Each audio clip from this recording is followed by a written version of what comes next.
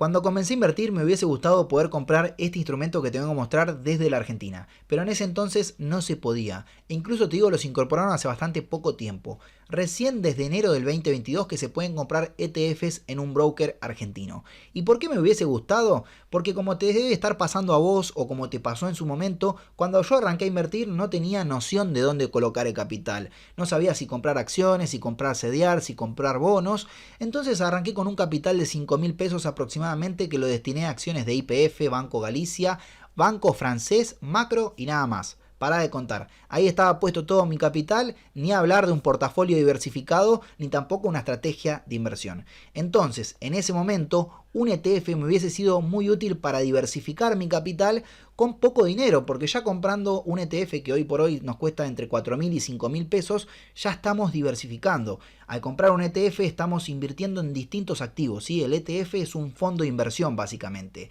Pero ahora vamos a entrar bien en detalle.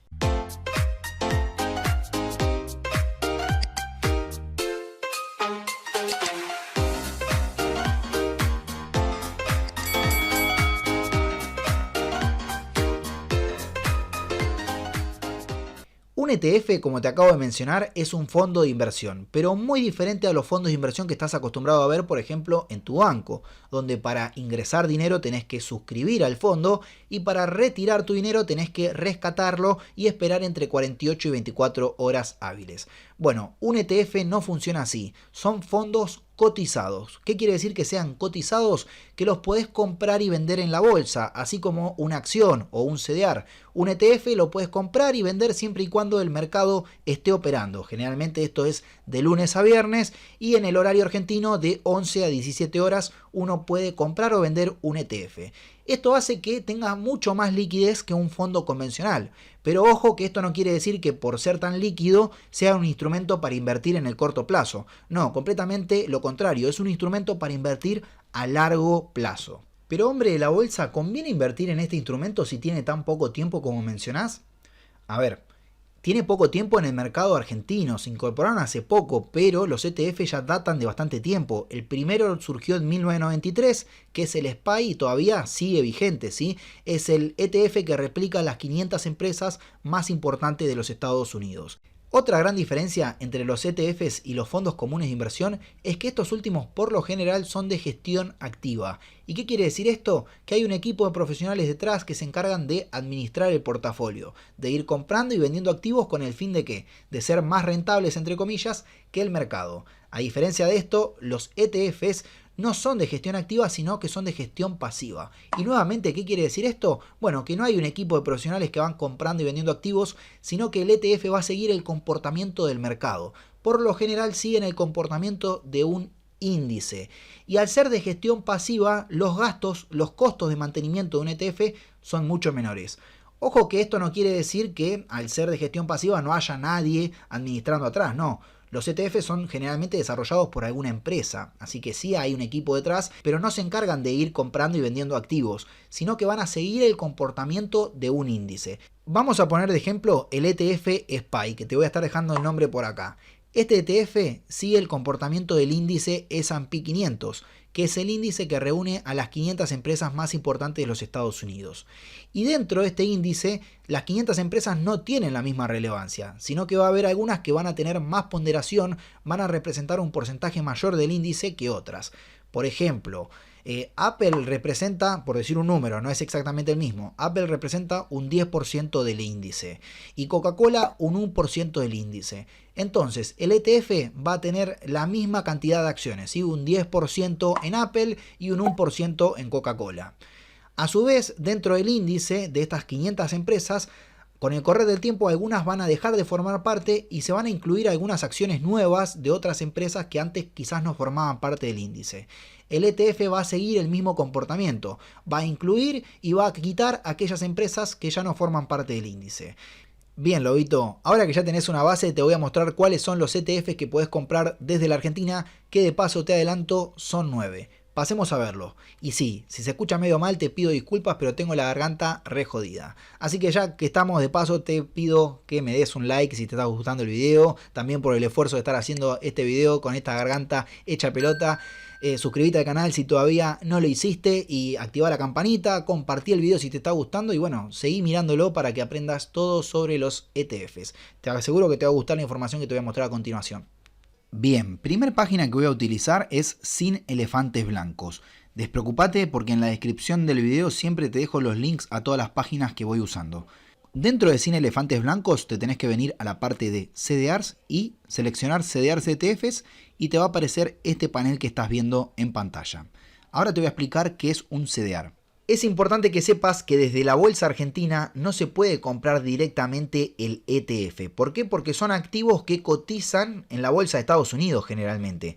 Entonces, ¿cómo hacemos desde un broker local, desde un agente de bolsa local, para comprar este instrumento? A través de los CDRs, ¿sí? Los CDRs son un certificado que representan un activo del exterior. Pueden ser acciones o pueden ser ETFs. Entonces, el CDR básicamente nos va a dar los mismos derechos que tener el título. Incluso si nosotros tenemos un broker en el extranjero, podemos pedir el traslado de ese CDR y que lo transformen a el título, ¿sí? Propiamente dicho. Pero lo que nos facilita el CDR desde la Argentina es primero poder comprarlo acá con pesos y con un monto mucho más chico. Vayamos a la pantalla. Por si no quedó claro exactamente qué es un CDR, bueno, te voy a estar dejando ahí donde está apuntando esa flechita un video bien resumido de 1 minuto en el que estoy seguro que vas a poder comprender qué es un CDR. Vamos a hacer un poquito de zoom. En este cuadro vas a estar viendo los 9 ETFs que tenemos disponibles para comprar en la Argentina.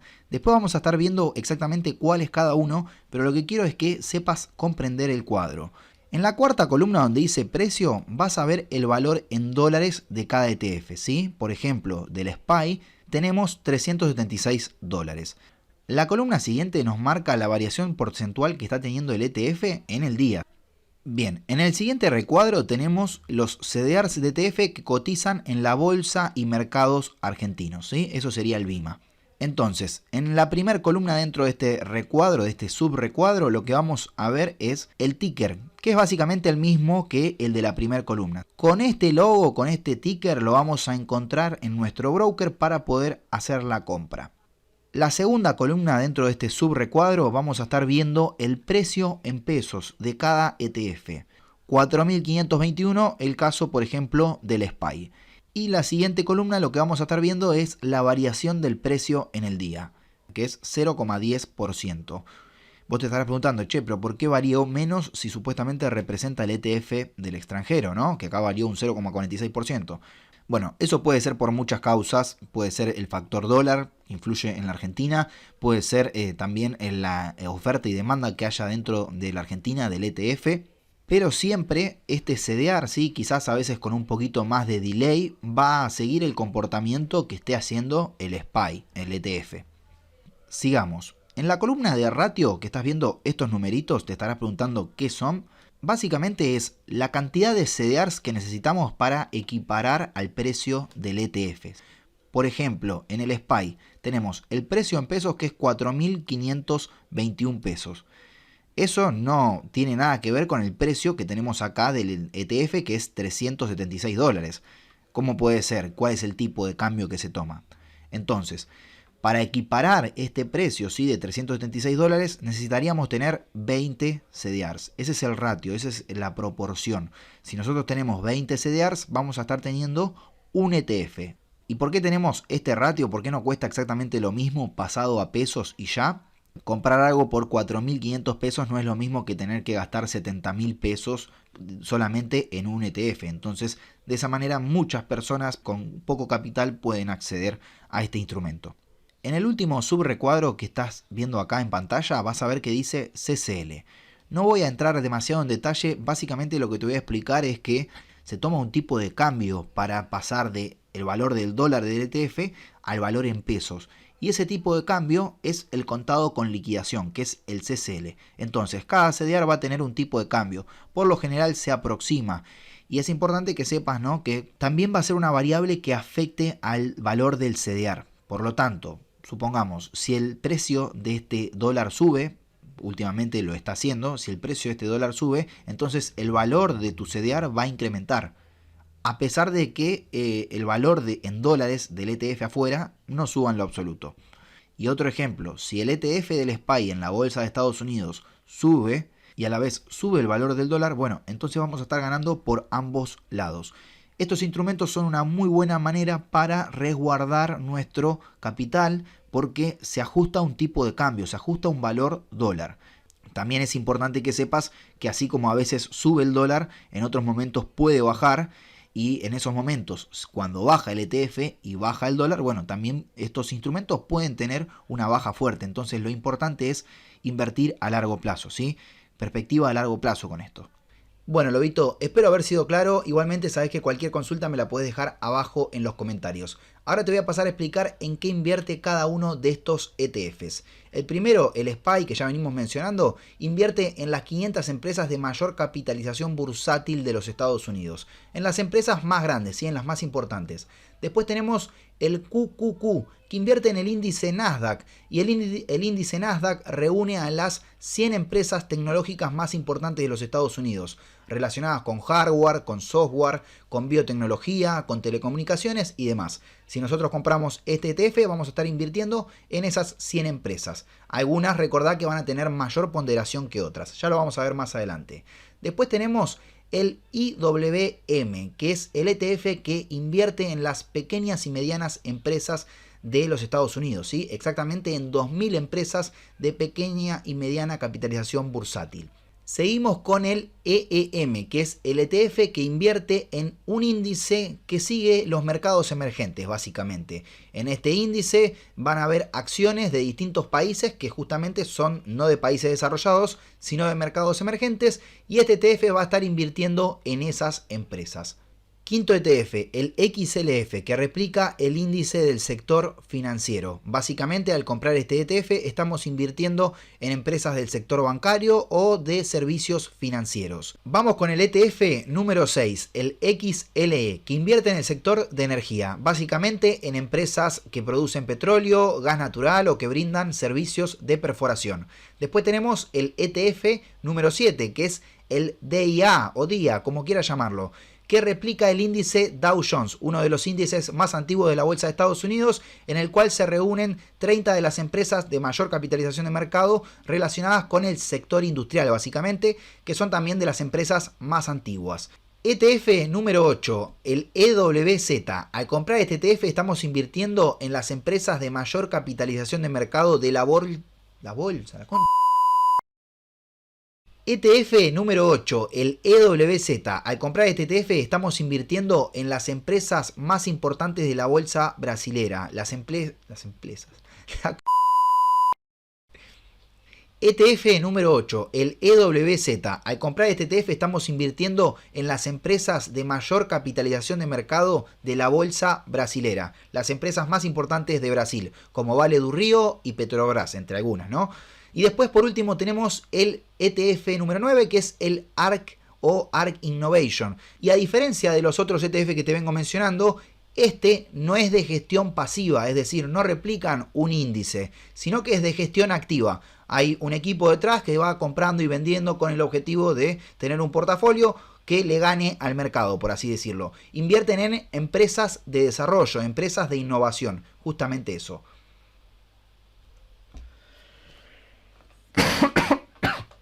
Buenísimo, ya sabemos cuáles son los ETF que podemos comprar desde la Argentina y en qué invierte cada uno. Pero la pregunta ahora es, ¿en cuál invertimos nosotros? ¿Cuál es el que nos va a rendir mejor a futuro? ¿Cuáles son los riesgos de tener un ETF? Porque como cualquier inversión tiene que tener un riesgo. Y capaz si sos muy nuevo en el mundo de las inversiones te estás preguntando ¿cómo hago para comprar un ETF dentro de un agente de bolsa, dentro de un broker? Bueno, todas estas preguntas lamentablemente no te las puedo responder en un único video, así que decidí lanzar varios videos. Voy a lanzar una lista de reproducción sobre ETFs que vas a poder acceder desde el canal, ¿sí?